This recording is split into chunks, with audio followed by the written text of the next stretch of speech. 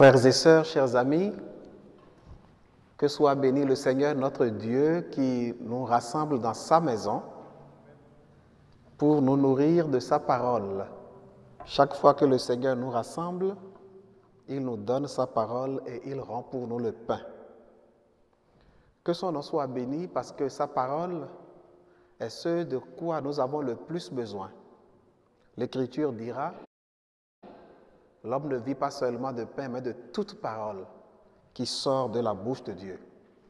Et la parole que Dieu nous donne aujourd'hui, c'est justement pour nous nourrir, afin que nous puissions mieux nous porter, pour pouvoir mieux le servir et servir nos frères en Église et en humanité. Les tests qui nous sont proposés par la Sainte Église aujourd'hui sont des tests merveilleux et vous avez dû remarquer que la première lecture, comme le psaume responsorial, comme l'Évangile, tous les trois traitent du même sujet. C'est une parabole qui se présente à nous dans tous les trois textes et cette parabole reprend globalement la même idée. Et donc, parabole qui nous présente une vigne que le Seigneur de l'univers s'est apprêté, une vigne dont il prend soin, mais qui n'a pas produit le fruit que le Seigneur attendait. Alors il y a une déception. Quand on apprête une chose dont on attend des fruits et qu'on n'a pas le fruit, c'est que cette réalité nous déçoit. Et quand il y a une parabole, il faut bien décoder pour comprendre de quoi il est question. Et le prophète Isaïe, qui nous donne la première lecture, va nous le montrer, et le psaume va le montrer aussi, que la vie dont il est question, c'est le peuple d'Israël. Et les plans que le Seigneur chérissait dans cette vigne, ce sont justement les hommes et les femmes, les humains qui vivent dans cette ville. Alors, nous comprenons, chers amis, que le Seigneur manifeste son amour pour son peuple depuis les origines. Et il s'en est occupé en leur donnant tout ce qu'il fallait pour leur vie, à la fois spirituelle et matérielle, puisqu'il leur a donné une terre où coule en abondance le lait et le miel. Et il leur a donné des juges, il leur a donné des prophètes. Ils ont tué les uns, lapidé les autres, comme nous l'avons entendu dans l'Évangile. Et donc, ce peuple n'a pas pu donner le fruit que le Seigneur attendait, fruit de justice, fruit de droit, et tout ce que le Seigneur attendait, le peuple n'a pas pu le donner. Et aujourd'hui, nous qui constituons l'Église, nous sommes le peuple de Dieu, le peuple que le Seigneur s'est choisi, le peuple que le Seigneur chérit. Et de quelle façon est-ce que le Seigneur nous chérit aujourd'hui dans son Église? Il nous a donné son Fils, son unique Fils. L'Écriture dira dans l'Évangile selon saint Jean, au chapitre 3, au verset 14 et suivant, surtout le verset 16. Dieu a tellement aimé le monde qu'il a donné son Fils unique afin que quiconque croit en lui ne périsse point, mais qu'il ait la vie éternelle. Dieu donc nous a donné son Fils, le plus grand cadeau qu'il peut nous faire. Il nous a donné son Église. Et dans son Église, il nous a donné les sacrements. Il nous a donné, dans le sacrement du baptême, le Saint-Esprit. Et il nous a donné les dons du Saint-Esprit et les vertus du Saint-Esprit. De telle façon que nous avons reçu tout de la part du Seigneur. D'ailleurs, l'apôtre Paul nous dira que nous avons reçu toutes les bénédictions spirituelles aux cieux dans le Christ. Donc rien ne nous manque. Nous sommes vraiment le peuple que le Seigneur a chéri, le peuple que le Seigneur a béni et qu'il continue de bénir. Mais la grande question, c'est quel est le fruit que nous portons? Parce que le Seigneur, quand il s'est rendu compte que le peuple d'Israël qu'il avait choisi n'a pas porté le fruit attendu, on a vu comment cela lui a fait mal. Et donc nous aujourd'hui, quel est le fruit que nous portons? C'est là la grande question à laquelle nous devons répondre chacun dans son cœur. Vous voyez, chers amis, que dans le texte, il est parlé d'un plan de qualité. Nous sommes des plans de qualité. Voilà pourquoi j'ai montré tout ce que le Seigneur a fait pour nous, en nous donnant son Fils, en nous donnant Marie, en nous donnant l'Église, les sacrements et tout. Alors nous sommes vraiment un plan de qualité pour le Seigneur et il est en droit d'attendre de nous des fruits de qualité.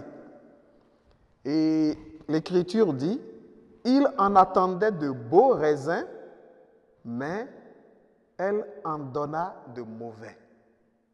Est-ce que nous aussi, nous ne sommes pas exactement comme nos ancêtres qui ont donné du mauvais?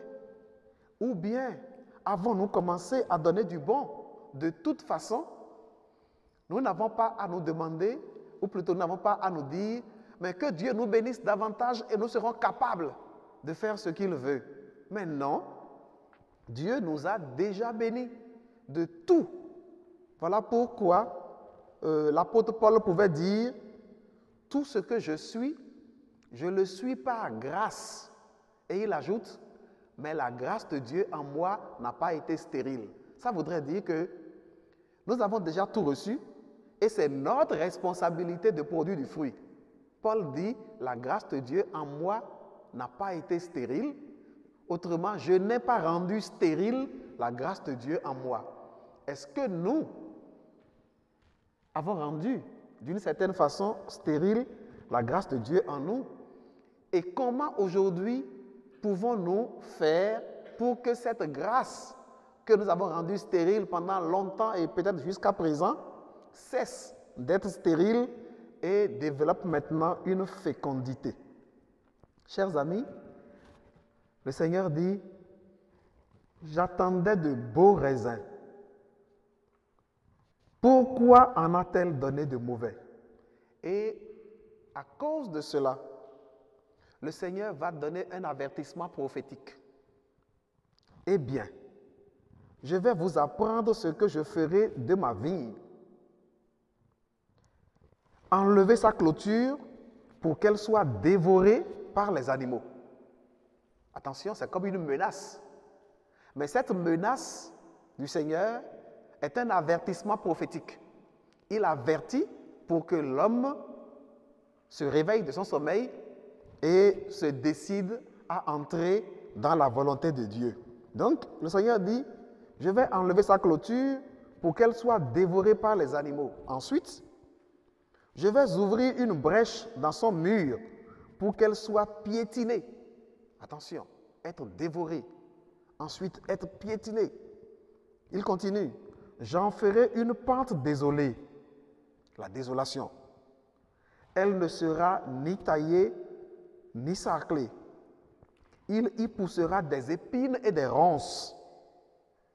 J'interdirai aux nuages d'y faire tomber la pluie.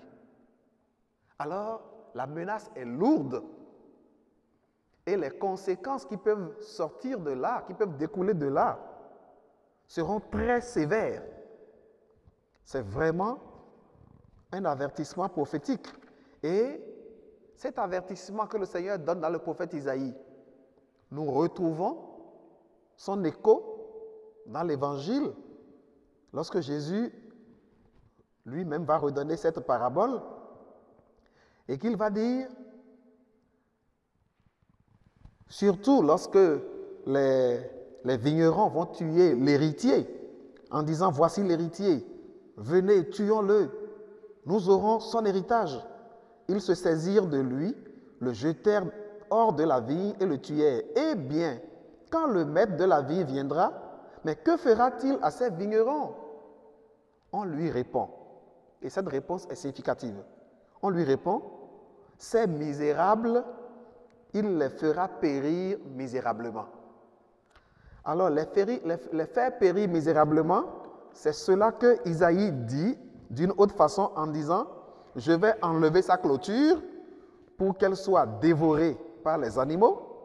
Je vais ouvrir une brèche dans son mur pour qu'elle soit piétinée. J'en ferai une pente désolée. Elle ne sera ni taillée ni sarclée. Et il y aura des épines et des ronces. J'interdirai aux nuages d'y faire tomber la pluie. Alors, c'est vraiment la façon de faire périr misérablement ceux qui n'ont pas permis à la vie du Seigneur de porter son fruit, le fruit que le Seigneur attend de nous. Donc, c'est un avertissement très sérieux. Mes chers amis, lorsque le Seigneur donne un tel avertissement, ça peut faire peur pour certains. On peut se demander, mais tiens, est-ce que l'amour du Seigneur est terminé?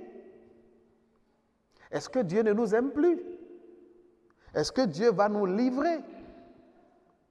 Écoutez les amis, ce n'est pas la première fois que le Seigneur donne un avertissement aussi sévère dans les Écritures. Vous savez par exemple qu'avec le prophète Jonas, que le Seigneur a envoyé à Ninive, l'avertissement était aussi sévère que cela. Le Seigneur avait dit que la ville de Ninive allait être détruite complètement. Mais voici que lorsque Jonas a annoncé la parole du Seigneur en invitant le peuple à la repentance et que le peuple a accepté d'entrer vraiment dans un chemin de repentance, mais qu'est-ce que le Seigneur a fait? Il a renoncé au mal dont il avait menacé le peuple. Et le Seigneur, notre Dieu, n'a pas changé. Et donc, lorsqu'il avertit comme il le fait aujourd'hui, il attend que nous puissions entrer dans un chemin de repentance. Pourquoi c'est comme ça? Parce que l'Écriture nous dira encore, Dieu ne veut pas la mort du pécheur, mais qu'il se convertisse et qu'il vive. Alors ce que le Seigneur attend en nous avertissant comme il l'a fait, c'est que nous prenions la décision de la conversion. Dieu ne veut pas la mort du pécheur, mais qu'il se convertisse. Et donc le Seigneur attend notre conversion. Et tous les jours, nous avons besoin de nous convertir. Personne ne peut dire, je suis déjà totalement converti. Ce n'est pas possible. Chaque jour, la parole de Dieu nous aide à avancer. Et Jésus nous dira lui-même, je ne suis pas venu pour les justes, mais pour les pécheurs. C'est parce que nous sommes pécheurs qu'il est venu pour nous. Chers amis, alors Dieu attend notre conversion. Il attend que nous entrions dans un chemin de repentance. Et dans l'évangile qu'on a écouté, voyez que lorsque le fils héritier a été tué pour que les vignerons s'accaparent de l'héritage, on sait bien que le fils héritier dont parle Jésus, c'est lui-même. Et Jésus a été exactement ainsi tué hors de Jérusalem, comme dans l'évangile, ceux-ci ont traîné l'héritier hors de la vigne et l'ont tué. Mais lorsque Jésus a été tué, lui, le Fils bien-aimé de Dieu, est-ce que Dieu est resté fermé sans plus jamais vouloir ouvrir pour nous un chemin de miséricorde? Non. Voyez, dans la suite de la mort de Jésus, il y a eu la résurrection. Et puis après, Jésus est monté au ciel. Il a envoyé le Saint-Esprit sur l'Église. Et le jour où le Saint-Esprit est descendu sur les apôtres, ils sont sortis de la salle, de la chambre haute où ils étaient enfermés. Il y a eu un grand bruit et tout le peuple s'est rassemblé. Chers amis, et alors, quand le peuple s'est rassemblé, Pierre va saisir l'occasion pour faire un discours très fort Et il va dire à ce peuple qui a tué Jésus, ce Jésus dont l'Évangile nous parle ici comme le Fils qui a été traîné hors de la vie et qui a été tué. Mais Pierre va faire un discours très très fort et à un moment donné, il va dire à ce peuple rassemblé, ce Jésus que vous avez crucifié, là il les indexe directement, ce Jésus que vous avez crucifié, Dieu l'a ressuscité et nous en sommes témoins. Et alors, l'Écriture dit, ils eurent le cœur transpercé. Alors, la suite c'est quoi? Ils vont demander à Pierre et aux autres, que devons-nous faire? Que devons-nous faire? Voici que nous sommes les coupables. Nous n'avons pas produit le fruit que le Seigneur attendait. Au contraire, nous avons tué son Fils, l'unique engendré. Et voilà que la menace du Seigneur pèse sur nous. Que devons-nous faire? Et Pierre va leur dire, convertissez-vous. Alors vous voyez que ce que le Seigneur attend de nous, c'est toujours la conversion.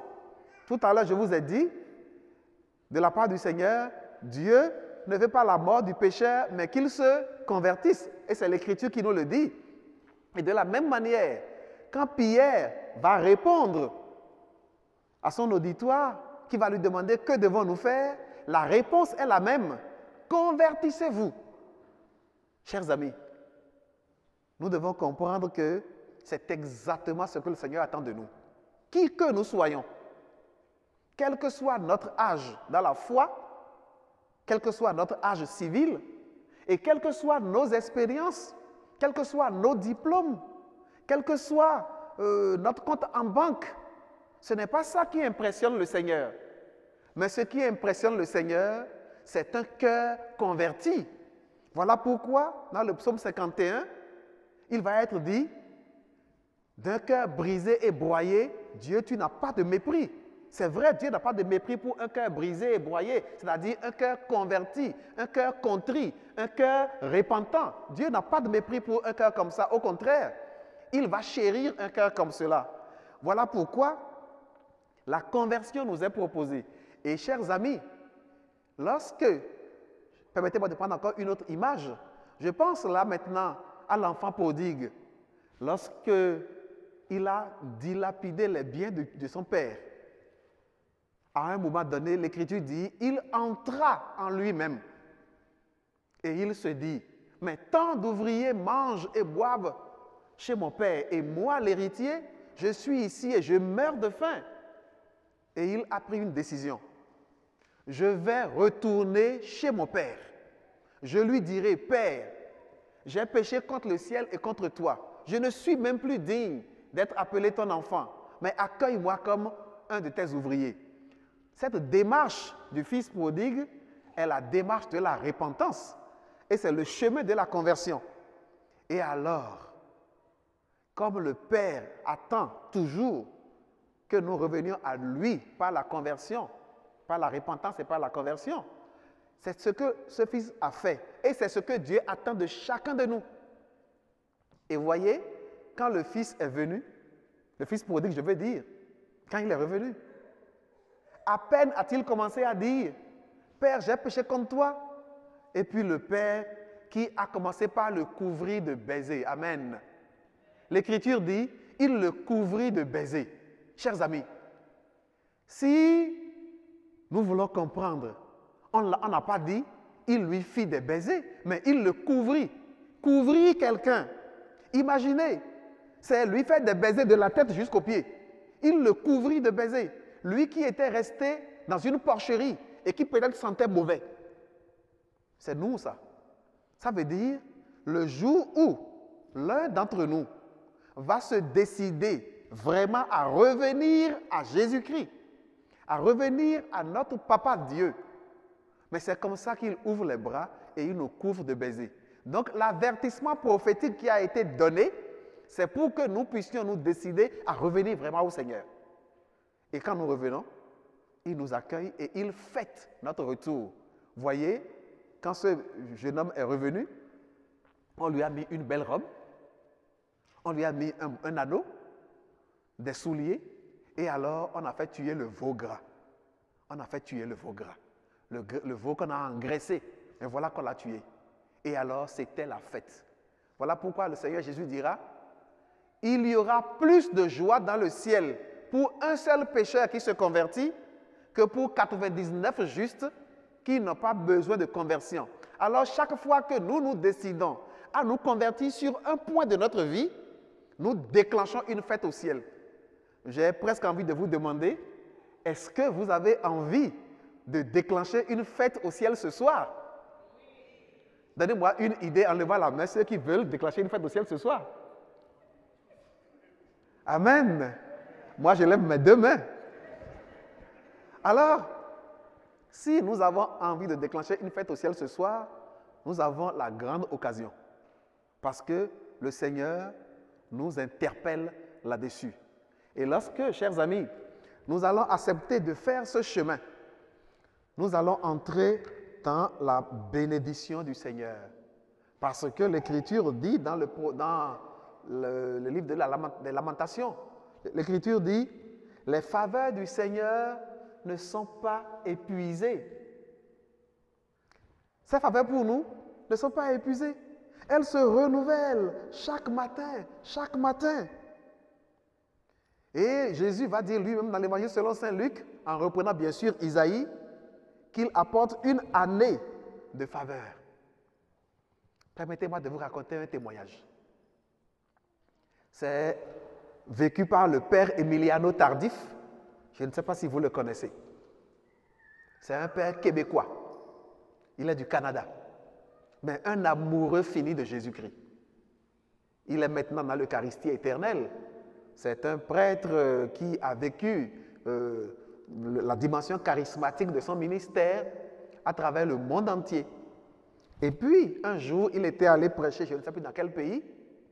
Mais voici que une femme qui était une prostituée, ayant appris que le père Tardif était là, et sachant qu'il exerce un ministère de prière pour les malades, et que les malades guérissent lorsqu'ils prient, cette femme est venue. Mais à un moment donné, après la communion, quand le père Tardif priait pour les malades, il reçoit dans le cœur une parole de connaissance, c'est-à-dire le Seigneur lui dit ce qu'il est en train de faire dans l'assemblée. Et la parole disait, mais il y a une femme parmi nous qui a un cancer du col de l'utérus. Et voici que le Seigneur est en train de la toucher. Et elle va sentir maintenant une brûlure dans son bas-ventre. C'est elle qui est en train d'être touchée. Et le Père a demandé que la personne qui a ce signe se manifeste. Personne ne s'est manifesté. Il a insisté. Personne ne s'est manifesté. Et il a continué en donnant d'autres paroles, des aveugles qui voyaient, et aussitôt les yeux s'ouvraient. Des paralytiques qui se levaient et se mettaient à marcher aussitôt. Mais il revient sur la question de cette dame, personne. Et voici qu'à la fin de la messe, lorsqu'il s'en retournait à la sacristie, une femme lui court derrière. Mon père, c'était moi. C'était toi qui? Et elle dit, la parole que vous avez donnée, la femme qui avait un cancer, c'est moi. Et le père lui dit, mais pourquoi tu ne t'étais pas manifesté là-bas? Elle a dit, mon père, en fait, je n'étais pas entré dans l'église. J'étais resté derrière la clôture. Mais pourquoi? Elle dit, parce que je suis une prostituée, je suis une pécheresse publique. Mon péché est si sale que je n'ai pas osé entrer dans la demeure de Dieu. Je suis resté loin. Parce que la demeure de Dieu est trop sainte et je ne peux pas y entrer avec mon péché. Et quand elle a dit ça, le père a été tellement touché. Parce que voilà une femme qui prend la mesure de son péché. Et le père lui demande, mais est-ce que vous êtes baptisé? Elle dit oui. Avez-vous reçu la première communion? Elle dit oui. Est-ce que vous décidez maintenant de vous confesser? Elle dit oui. Le père lui dit, mais allons. Et le père l'amène à la sacristie, lui donne un temps pour se préparer, et ensuite, elle s'est confessée. Et le père Tardif qui nous racontait ça, nous dit, mais quand elle s'est confessée, en donnant tout son péché au Seigneur, le père Tardif dit, le Seigneur est venu la guérir d'un cancer plus pernicieux encore, c'est le cancer du péché. Et le lendemain, comme le père Tardif était toujours là pour continuer sa mission, la dame est venue à l'église et elle est entrée dans l'église maintenant. Elle s'est assise au premier banc. Et au moment de la communion, elle vient communier des mains du père Tardif lui-même. Et le père Tardif nous dit, lorsque je lui donnais le corps du Christ, j'étais rempli d'une image. C'est le retour du fils prodigue pour qui on a tué le veau gras. Et le père Tardif commente en disant, mais pour cette dame, ce n'est pas seulement le veau gras qui a été tué, mais c'est l'agneau de Dieu qui enlève le péché du monde, qui lui a été donné. C'est ce que le Seigneur fait pour chacun d'entre nous. Si nous revenons vers lui, c'est ce qu'il fait pour nous, chers amis.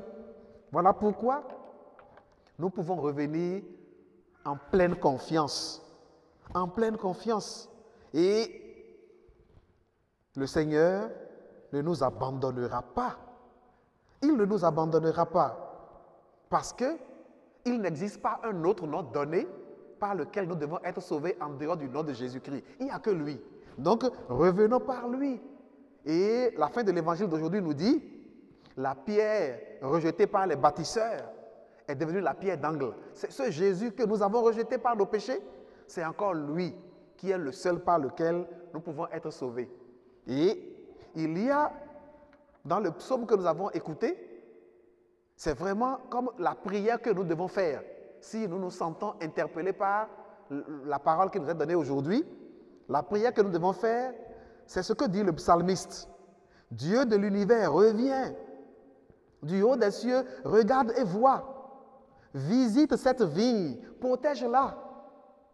Celle qu'a plantée ta main puissante.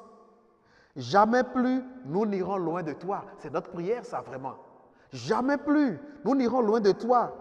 Fais-nous vivre et invoquer ton nom. Seigneur, Dieu de l'univers, fais-nous revenir. Que ton visage s'éclaire et nous serons sauvés. Amen. Chers amis, avant de conclure, permettez-moi de dire que cette prière qui est la nôtre, cette prière que nous pouvons reprendre à notre compte, si nous la faisons de tout notre cœur, la paix de Dieu viendra sur nous. Parce que aucune parole de Dieu ne peut retourner à lui sans avoir accompli sa mission. Or, aujourd'hui, justement,